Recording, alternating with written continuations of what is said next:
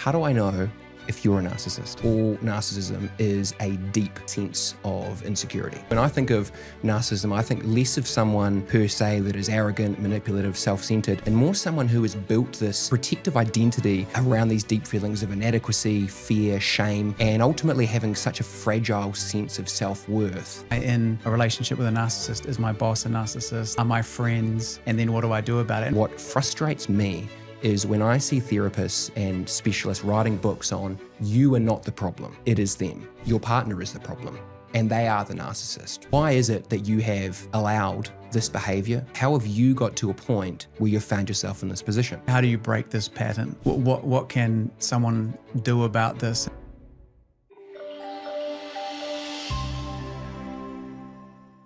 Greg, how do I know if you're a narcissist? Whoa. I very well might be. I hope I'll find out on this show whether I am or not. We'll see. How about you? Absolutely. Mate, I led with that intentionally because I think in many regards that is perhaps what, maybe not our audience. I'd like to think that our show and our audience is a little bit more self-empowerment, ownership, looking at yourself.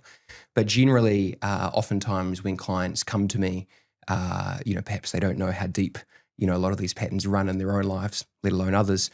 And certainly, YouTube topics, that sort of thing, and doing some research for this topic, I know you did as well. It's, if they display these 5 qualities, they're a narcissist. If they do this, they're a narcissist.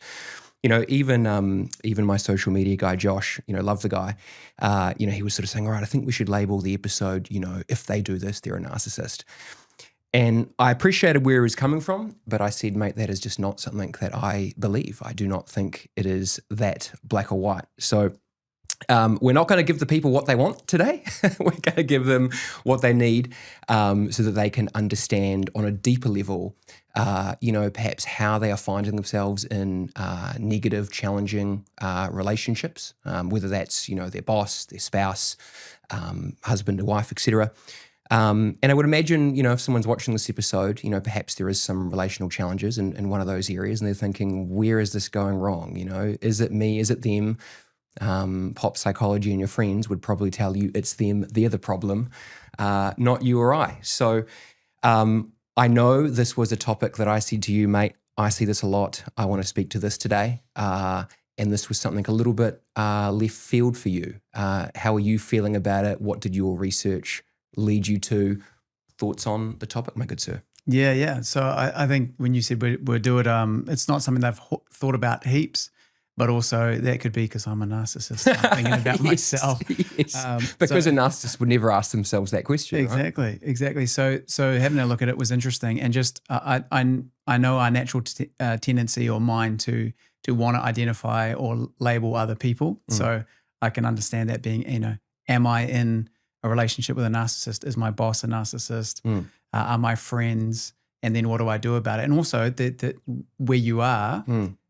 There's a lot of pain associated with that. Relationships can be our greatest source of meaning and purpose and fulfillment, and one of our greatest sources of pain. So it's understandable if a lot of people are asking, is this the dynamic that I'm dealing with here? So in terms of trying to understand it a bit more, I did actually research it. Great. There's a few things that came up with some key traits that people tend to display. The first one being grandiosity, which is just a bigness about their story or how they see themselves. What they do for work. Yeah.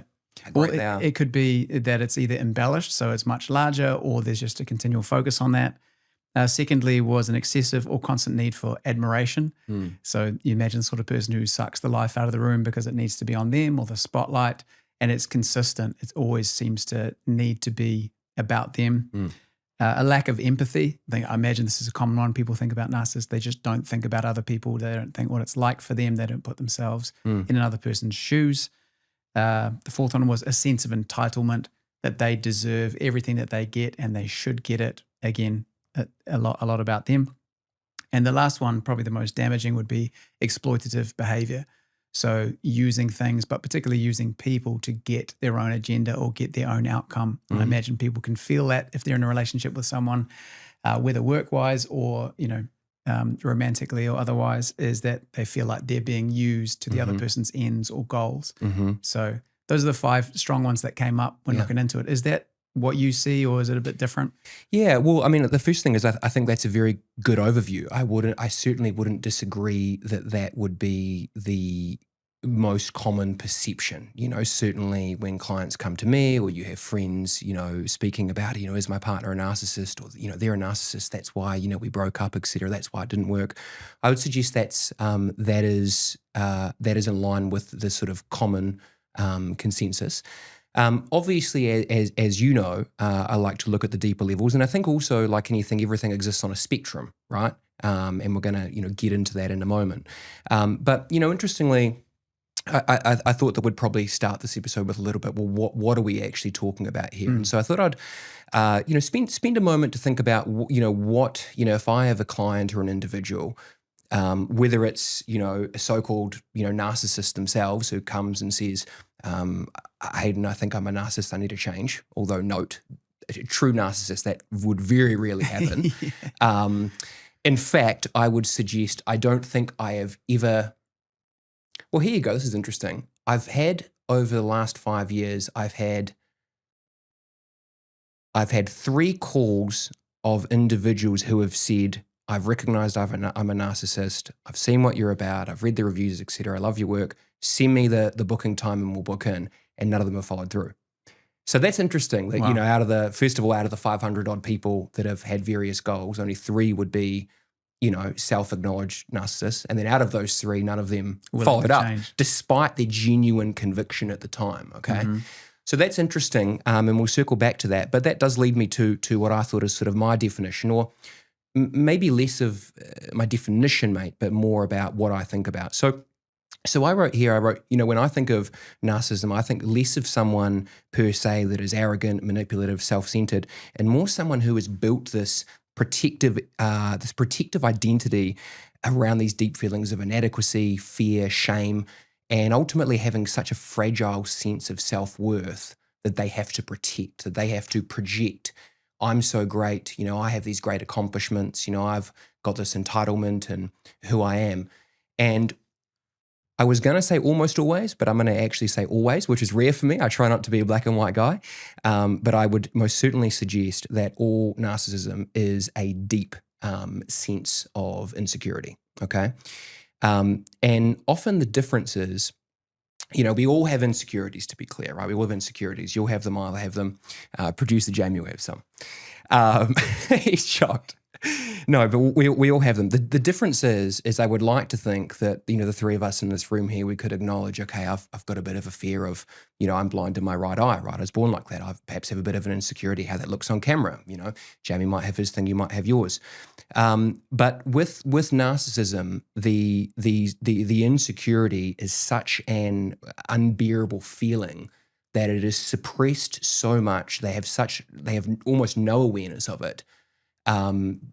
Hence why it's not that they cannot work on it. I absolutely don't buy into conventional therapy or psychologists saying you can't fix them. I don't buy into that, but I would agree that it is very unlikely because 1, you need to have that self-awareness, and 2, like all of this work, but particularly with such an intense lack of self-worth and insecurity, confronting that is, again, you have to have the awareness, but confronting that is very painful. Like with all of this work, it can be, right? There is no, I think you said the other week, either you said it or I said it, someone said it, there is no coming into consciousness without pain, right? Was a Jungian quote. And so that's always true on some level.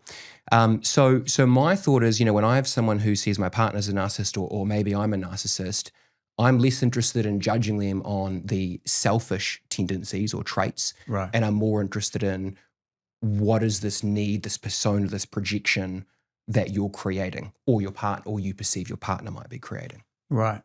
So if I reflect, what I'm hearing you say is that there's a deep-seated insecurity that you see with narcissists or you believe to be true, and then someone out of that, whether consciously or unconsciously, normally unconsciously because it's pushed down so much, creates a persona or has a lack of sense of self that they're happy with, that they project or work on or want to be perceived as something. And so they have to consistently, the idea of continually needing approval, continually needing grandiosity, continually needing it to be about them is to substantiate a sense of self, a sense of this is who I am. And if they don't have that, it essentially would collapse in their felt experience into nothingness or into shame or into I am not who I want to be. Or that's very well said, Greg. And there's actually a thing, I'm not sure if you came across it in your research, called narcissistic collapse, which is where, well, usually the most common way stereotyping would be that a narcissist gets to a point in their life where all of their relationships have fallen away due to this their needs and their persona being projected in such an intense way, their self-aggrandization. And they get to a point where, they recognize, like all of this work, that their coping strategy, their protective instinct, their mask is in no way helping them avoid the pain that they've been carrying. Now, perhaps with some individuals, they on some level know the pain that they're carrying or what they're trying to avoid. In many regards, that's what we try and help people become conscious of in the show. And so whether the narcissist gets to the point where they can fully own that and look at that, or whether they get to a point where they recognize the strategy isn't working. The difference is, I think, with narcissism compared to perhaps other behavioral patterns or projections or insecurities we can get caught up in, is oftentimes we have the so-called narcissist may have this collapse, and there's a sort of withdrawal or a period of depression. But then, like many of us, we just go back to the same strategy because it's all we know, right?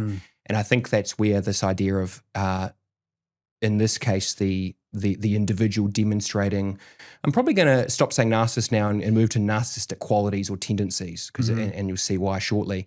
But again, I think often they don't, the pain from their childhood and likely unmet needs is so immense that it is very hard, oftentimes it is just suppressed, frankly, right? Versus, and so it's very, very trauma-based, frankly, if that's not obvious enough to be clear. Huge correlation, in fact, one-to-one in my experience, between trauma and traumatic experiences in childhood almost always and narcissism, so one-to-one correlation there. But again, there's a difference between being self-aware of what we've gone through and how we're protecting ourselves versus I just can't deal with that. I just need to avoid this pain and prove myself or convince myself or others. And I'm on a tangent here, Greg, you got me going. But, this is why oftentimes, when you read the definitions of narcissism, they talk about love bombing, they talk about impressing you and all these things so that they can get their supply, right? Which is they're being recognized, they're being validated, they're so great. And, it's a very interesting dynamic, and we'll come to, if you have found yourself with the narcissistic boss, spouse, partner shortly, what is your part in it? Because, there'll be parts of that you are attracted to ultimately at the start, right? Wow, they're so assertive. Wow, they've, got their shit together. They're so confident. They just go out and get what they want, which will often reflect the parts of ourselves that we've shut down, we've minimized.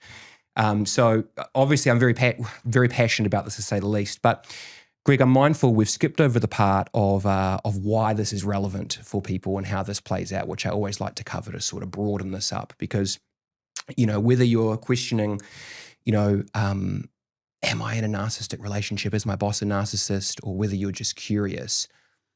I think this is, if we don't have this awareness and ownership and self-awareness to what's going on for us or them, we will just find ourselves repeating these patterns, right? We can blame everyone else. They're the problem. Well, if they're the problem, we will keep repeating that, because where is our part in identifying that or empowering ourselves, communicating our needs is going to be a part of it. So what would be your thoughts, Greg, on who this relates to, why this could be important, etc.? I think, my question to you would be, in terms of people coming to you and saying, can you help with this? I think I might be in a relationship with someone like this, or my boss might be, or here's the dynamic that's playing out. It would be, why does this matter in terms of pain? I think in terms of, that's what I'm curious about initially, is how does this constrict their life? How does it frustrate their relationships? How does it lead to dissatisfaction that they want to change? Because you would have seen this a bunch more than perhaps I have. I definitely have some people or some situations coming to mind as we're talking about it, but you would have the damage or the understanding of how this might play out when someone, just from the point of view of someone saying, this matters, I need to do something about it? What would you see? Yeah, so look, I mean, obviously I'm going to see a particular niche of patterns and problems, but I'll speak straight to that, because let's assume that if, the audience is listening to this show, perhaps they're part of that niche or dynamic, which is, so what I would love listeners to get out of this show, / why I think this is such an important topic, is let's hypothetically say that, your partner is the problem and they are the narcissist. Okay. There we've said it. Well, why is it that you have allowed this behavior? You've allowed your boundaries to be overlooked or minimized. You've, created a dynamic where you're disempowered, or it's got to be their way, or, your needs are shut down. How have you got to a point where you've found yourself in this position? Because even if they were a clinically diagnosed narcissist, and I will say, again, there's a difference between narcissistic traits or tendencies and NPD, which is a diagnosis, of course. We won't cover that too much today, because that's not what I want to speak to, let alone my clinical training. But if we are fixed on they are the problem, we're not recognizing what has led ourselves to that relationship, right? Mm-hmm. And so, perhaps you want to speak to this, but what I mean by that, to be specific, is where we're not communicating, where we are afraid of having difficult conversations, where we are, a common one could be is that we are afraid of taking action on our own goals or values or being rejected. And so we see this individual, we see this man, this could be our someone we're dating, it could be our boss, who's so assertive and so clear and so relentless in what he wants. And those represent all the qualities maybe that we've shut down in ourselves. You call that our shadow, right? Mm-hmm. That we're working on, that we want to empower. And so initially we could be very attracted to that. And then, of course, we start the relationship off, and we're, there's a degree of trauma bonding with this, right? So the so-called narcissist, or the person displaying the narcissistic tendencies, which we all display, we'll circle back to, they are obviously trying to, both parties are benefiting. They are trying to get the narcissist is trying to get their recognition, and very likely the other individual is trying to, someone else's validating them, or they are having someone take charge of their life where they were previously disempowered, et cetera, et cetera. So the reason that I'm particularly passionate about this topic, and what frustrates me, is when I see therapists and specialists writing books on, you are not the problem, it is them, they are the problem, not you, you did nothing wrong. And I understand the sentiment, I really do. But I think it is literally half of the equation, if that. And I think it is such a disempowering perspective to educate people in just that proportion, because otherwise you just go on to the next so-called narcissist, because you haven't learned to communicate your needs, or you've been afraid of being alone, and so you just accept what you're given. Yeah, that's really helpful. Just to reflect what I heard there in terms of there was a lot. Sorry, mate. I think for the listeners, in terms of their felt frustration that maybe they can't quite articulate to start with, I put maybe their needs are shut down. They don't have boundaries. They're not fully living. They have a lack of sense of self. They're not expressing and communicating, tiptoeing around someone else. There's fear or limited action, all these things that they are not liking about themselves when they finally realize that, and maybe then saying it's because of being in a relationship with a narcissistic person or that sort of thing. And so I'm hearing you say there's actually a really interesting part that we'll get into here around where does it come from, maybe for the person that's expressing those narcissistic traits, but where has it come from that now this is being enabled? And I think we're talking primarily there around a romantic relationship or a friendship, but within a work dynamic, you might still be enabling or allowing that to be happening. So yeah, absolutely. And I'll just quickly say, I do appreciate with true narcissism, there is a degree of a facade at the start where they are love bombing and they are projecting a bit, it's still very much about themselves, but they are projecting to a degree more of a balanced orientation of checking in on your needs, etc. And so I do appreciate that it isn't necessarily that they have been this exact way even from the first moment you met them. I'm open to the idea of saying that, early on in the relationship, it started becoming more about them and it sort of spiraled out of control. But whether they were displaying this degree of, so-called narcissistic traits from day one, or whether it was an evolution, what is stopping you from communicating your needs, your boundaries? What is stopping you from contributing to the direction or the vision of the relationship? Because it is such a disempowering perspective. It's interesting because I think the intention is it's empowering to say, they're the narcissist, I'm going to cut them off, I'm going to leave, never again, But I think I can appreciate the intention, but I think ultimately it creates disempowering outcomes long term. We speak a lot about the show and in the show and in my clients, short-term strategies versus long-term, creating long-term outcomes. And long-term outcomes in this instance is recognizing how did you find yourself in this position, why you attracted these people to start with, what is that underlying dynamic there? Right. When you're saying they might have enabled or there's initial attraction where maybe they are displaying the parts that you don't feel that you have or that you admire initially, what are some of those things that someone might be lacking that you help them identify of the part that they are playing, as opposed to the contrary view saying, hey, it's all the narcissist, it's all their fault. You can just create a clear us and them where you invite people to say, hey, well, have a look at yourself. Where are you not communicating? Where are you not having boundaries? What has stopped you doing that? What do you see as the path there for someone to recognize what's going on for them? Is it a common few things that they're lacking, or is it different for every person with what's causing that? No, it's absolutely going to be individual for every person. Usually it is the areas that you perceive they're empowered in. And I'm going to, your initial perception, is likely going to be, this person's such a great leader, they're so assertive, they're helping all these people, they run this great business, whatever that is. So your initial perspective may be that they are empowered in this area, which is reflecting the areas where you are shutting down yourself or minimizing yourself, or where you judge yourself based on your own insecurities.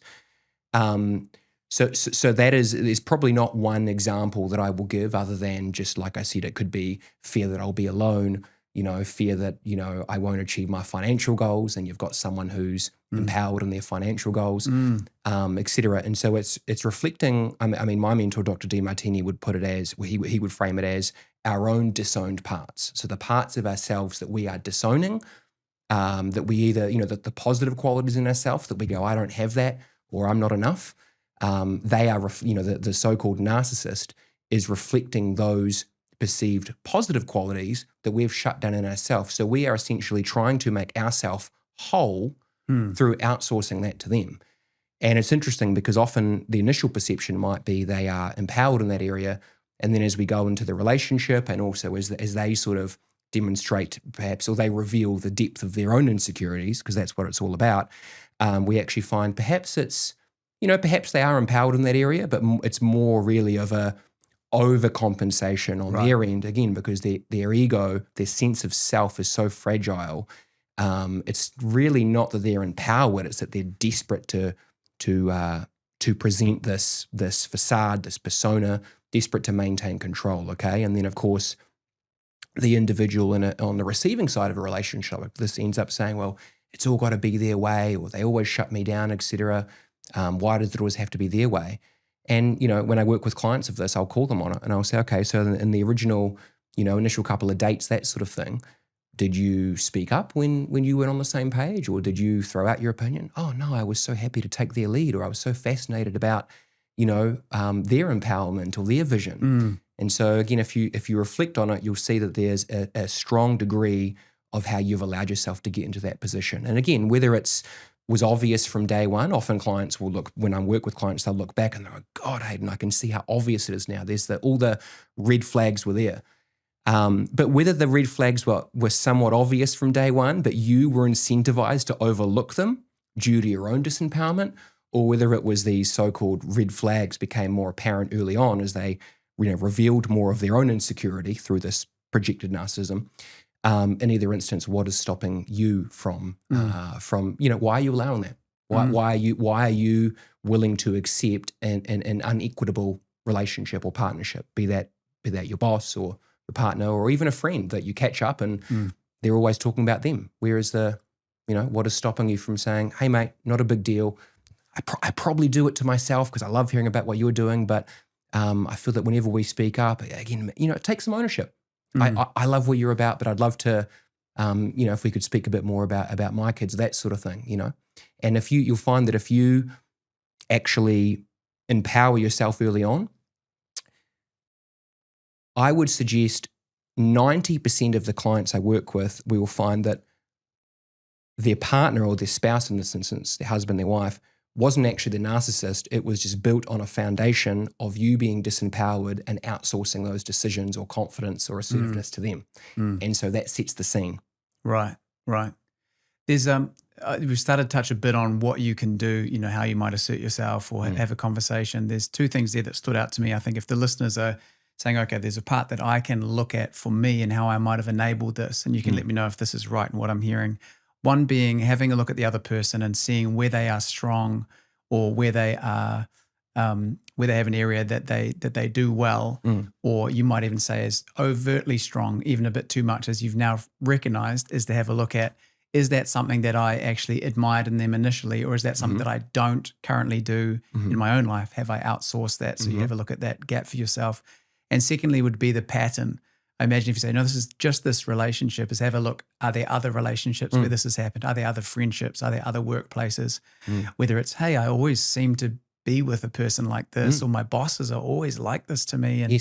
And realizing if the pattern's bigger than one person, either that's incredibly bad luck or maybe there's something else going on. Well, mate, that's exactly, I tell my clients, I want you to play the numbers game. Let's look at the statistics. So I'll sort of, especially because, look, I do appreciate that this can be a confronting idea, especially, if you've spent 20 minutes on Google or Reddit or seen some counselor who's just going to validate all your initial perceptions and not challenge and support you, right? This can be quite a confronting idea, right? But the truth is that all of this exists on a spectrum, and that we often allow, we get what we allow, we get what we tolerate. Greg, I have lost sight of your question there. You got me going, mate. So the question was whether, if you're looking at yourself and you have realized I have a part to play in where do you start? A relationship and this dynamic playing out, a way you might look at what is maybe currently lacking in you that you've outsourced is, where are they strong that I'm weak, that I allowed them to be strong because it's actually something I've disowned in myself, or that I haven't come to terms with, or actually that I admire and I want to step into. So there's see if there's a weakness in you that's a strength in them that's actually bringing awareness to your inner state. And secondly is there a pattern? So I was just, are there other relationships where this plays out, where it's not just that person? There's an inner lack in you, or an inner lack of assertiveness, or inner lack of wholeness that you actually bring to all your relationships, and it plays out in different ways. So my question was whether that's a good thing for the listeners to have a list, look at, to identify what's going on in me for the part that I play. Look, that is exactly that's what I was trying to say. That is exactly where I like clients to start, because sometimes it can be, again, there's all this conditioning. No, they are a narcissist. No, you shouldn't put up with that. No, they're the problem. That's what your friends, your girlfriends, your parents will tell you, right? They're going to take your side, which is also filtered through your subjective bias and your pain, your outcomes, as opposed to how you got there. So I do actually start with that. I tell clients, I will give them this premise. In this case, I'll tell them to watch this episode first. But I will say to them, look, at the minimum, we need to play the numbers game here. We need to look at it almost statistically and say, okay, let's play devil's advocate. I'll humor you here. They are the narcissist. They've got shit they need to own. And whether they're, diagnosed as a narcissist, or whether they have narcissistic qualities, like we all do, okay, sure. But again, there is a bigger pattern here. So it is not the solution you think it is, cutting them off, blaming them, telling all your friends the marriage broke up because of them, because you've had a part in it. If you look at your wider life, you might find, well, this is the worst example of it in my life, or this is where it all broke down. But you will find that, you have a problem maintaining your boundaries, or you have a lack of clarity what you want in what you want. And so you just take the path that you're presented. You might say, well, actually, yes, I get overpowered, and, I've been in a cult before. I've been in, I end up, working more hours because it's what my boss wants. There's a principle which I teach, which is whoever has the most certainty rules the game. So if you're disempowered and lacking certainty, or again have these disowned parts, and these other individuals, whether they're a narcissist or not, in any area of your life, if there's a pattern of that, okay, I'll give you the benefit of the doubt. They're a narcissist, but so what? How is that actually going to change your life on a longer time horizon? Okay? Yeah. So, again, I think there's some hard truths today. Looking at the solution, we'll speak about the communication side of things in a moment. I know that's something we both, would like to speak to as well. So in terms of empowering yourself, I think everything we've said is obviously absolutely where we need to start. What actually is going on with people who are displaying narcissistic qualities? The second thing is, as we've said, and as is the core tenet of the show, is identifying what are the bigger patterns of your life, right? As Jung would say, until you make the unconscious conscious, it will direct your life and you will call it fate. And applying that quote here is, until you become conscious or aware of your own part in this, you will see the outcomes and go, I always end up with a narcissist, or all men are pigs, not recognizing your part in creating that dynamic. So that's where I would start as number one. The second part of where I would start, Greg, is looking at, I would want to look at where you, and this might be a confronting idea, where you demonstrate the same or similar traits or tendencies also, okay? So it's very naive to say they're a narcissist, they're selfish, it's all about them. It's very, we all demonstrate all traits. We're all nice, mean, considerate, inconsiderate, generous, stingy, put ourselves first, put others first, altruistic and narcissistic. And, oftentimes, again, we are conscious of certain qualities in certain areas, and we're unconscious of other dynamics for both self and others. And so, it could be that you're judging your husband as it's always got to be his way with finances. And perhaps you're not owning that it's always got to be your way with the house and how the house is displayed, right? Or it's always got to be his way with, what you do on the weekends. But perhaps it's always got to be your way with how the kids are parented, right? And so I say that not to label the individual listening as a narcissist, but to empower yourself again further through recognizing that you actually have these qualities as well. Yourself included, Greg. Yeah, that's great. I think I definitely ascribe to the view that we're by default inherently looking after ourselves and selfish. So it's a question to what degree. And I think that, my view would be that narcissistic tendencies are at the extreme end of that. But we all that overcorrection. Go too far. Yeah. But selfish or prioritizing your own needs or values, is that inherently a bad thing? Or is it really just often caught up in this sort of pop psychology overcorrection label? And again, getting caught up in the labels is what doesn't serve us. Got it. So I think you touched on it there, but I think it'd be helpful for the listeners to go, so how do you break this pattern? What can someone do about this, and what would be either some tactics or some ways to think about it they could apply if they find themselves nodding along and agreeing with this? Yeah, great. So one is this is more of a proactive one, which I really just want to reinforce because I only quickly skimmed over it. Then is owning those similar qualities in you and where they show up. So level the playing field. Okay. Second would be recognizing what is your coping strategy or your own protective instinct for dealing with this perceived threat of, over-assertiveness or narcissism, right? Ironically, we've spoke a lot about, true narcissism or narcissistic tendencies is this overcorrection, this persona that someone insecure is creating. And ironically, one thing I read earlier, which I loved, which is that a narcissistic dynamic is one insecure person benefiting from another insecure person, right? Just in different forms. But where I would suggest, the next layer to this would be recognizing, and we speak a lot about this in the show, what is your coping mechanism for dealing with them? Because what you'll find is, I spoke before about how you've enabled it, and I didn't go into specifics because it's so personalized, whether it's fear of rejection, fear of alone, fear, you're outsourcing areas where you're disempowered based on limiting beliefs, etc. But, you know, perhaps you have a fear of conflict. Perhaps you saw your parents having, you know, big arguments growing up and they got divorced. And so you've got this fear that if there's conflict and you address your truth, it will escalate. And so you avoid that, right? So oftentimes usually I will find those who find themselves in these relationships are either people pleasers or I was going to say narcissists, but people pleasers, or conflict avoidant. And oftentimes they go hand in hand, right? But not necessarily, but people pleasing or conflict avoidant. And so those dynamics, those protective strategies that we've taken on,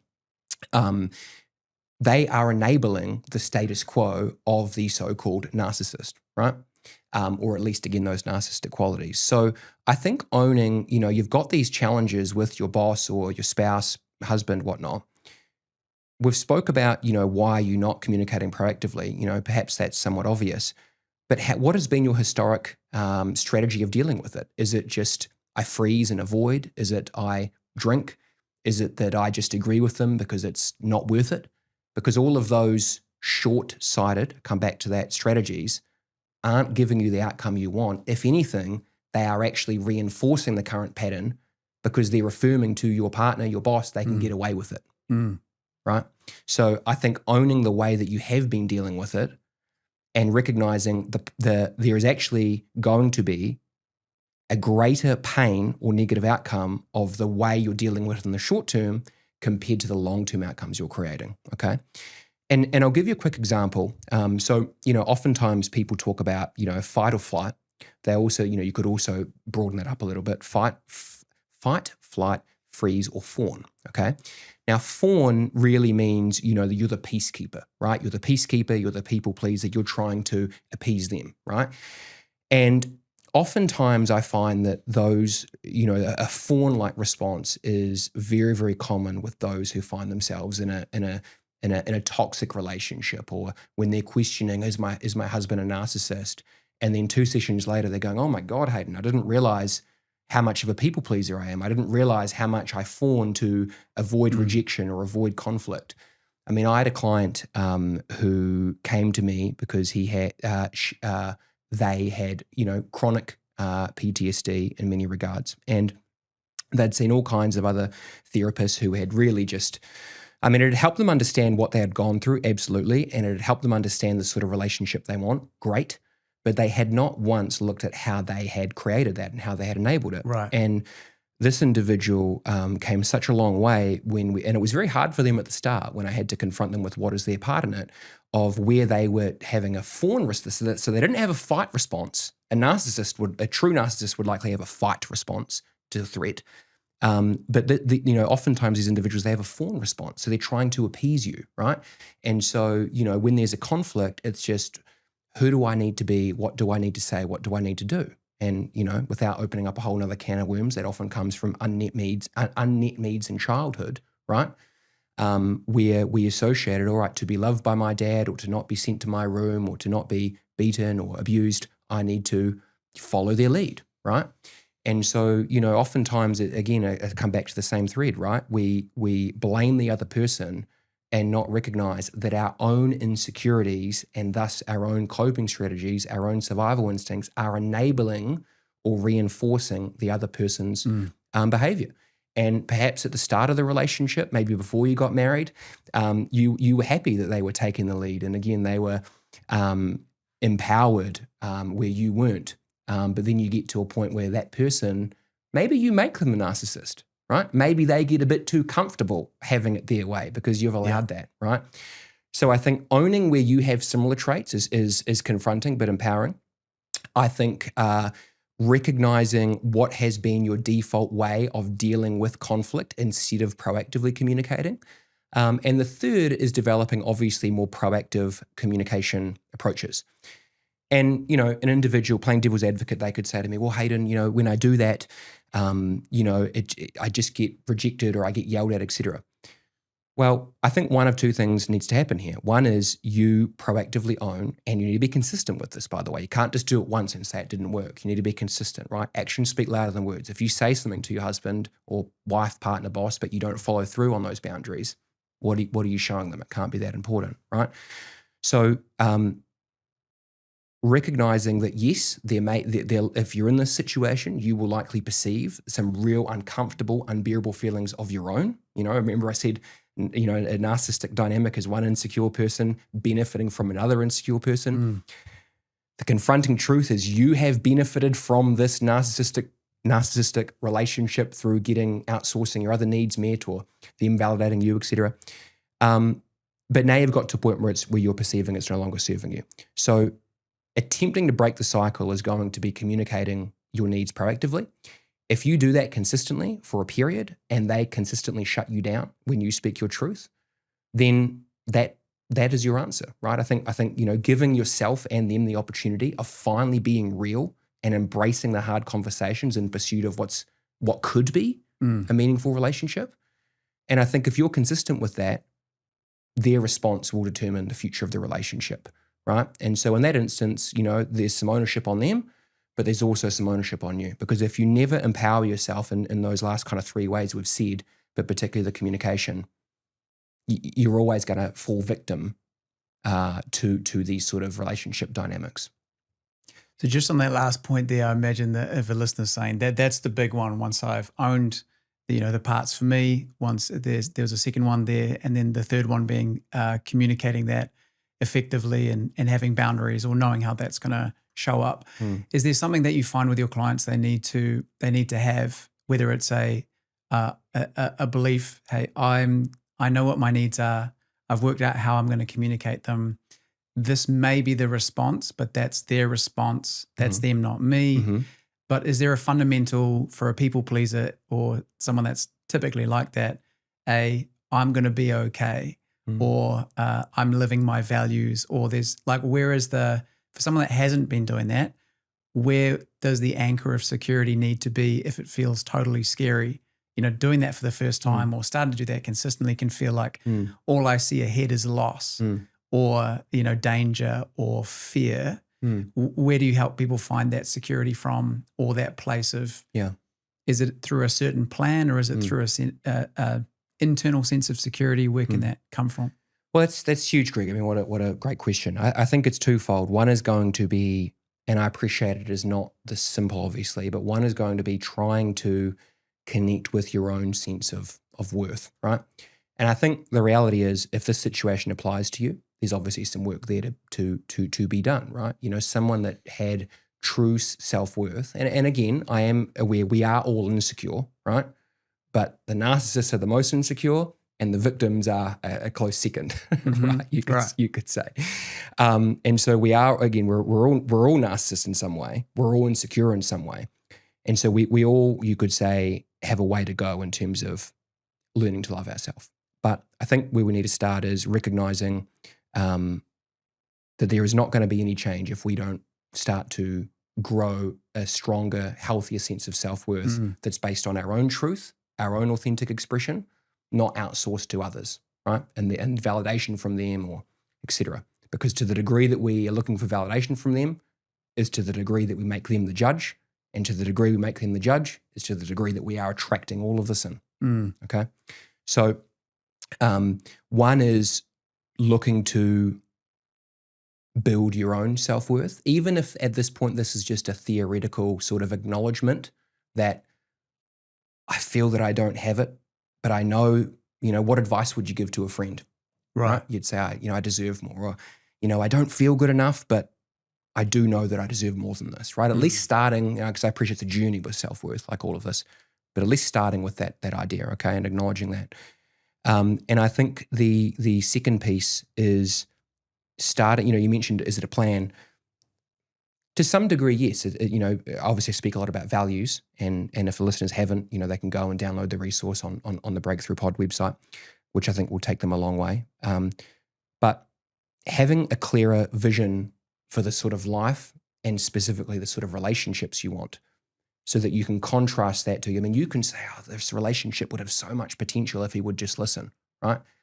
Well, we've got to look at the facts, right? And if you have got to the point, and I appreciate this isn't easy, where you've finally started proactively communicating and embracing that conflict or that fear, whatever that has been in the way of it, whether it's a fawn response or a freeze or flight response you get out of it, people pleasing, etc. If you have started to communicate openly and honestly and they still are not receptive to it, despite what the relationship potential could be, you need to be looking at what is your actual vision for your life, not what is the fantasy, what is the potential, what if they change. Because if they are confronted with the real truth through your authentic expression and they don't value that, or perhaps they do value that theoretically, but, you know, and then maybe this is another episode we could, you know, you sort of speak about, is it love the feeling or love the action? You know, are you prepared to show that? Are they prepared to confront their own insecurities that have been layered upon, you know, there's so many layers built over top of them of who they need to be.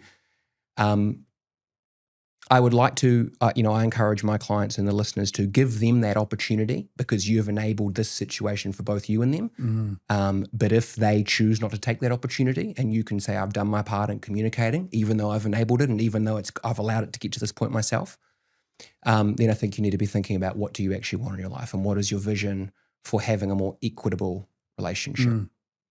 Yeah, great. So many key takeaways for myself and for people that are listening. I'm sure some key things that have stood out for me so far have been how important it is to stay connected with what you want, what matters to you, in order to be able to see when boundaries are being crossed or how people interact with you, and to be able to communicate that from a place of security, or sometimes even with trepidation. You know, with fear is I'm still going to communicate this even though it's scary.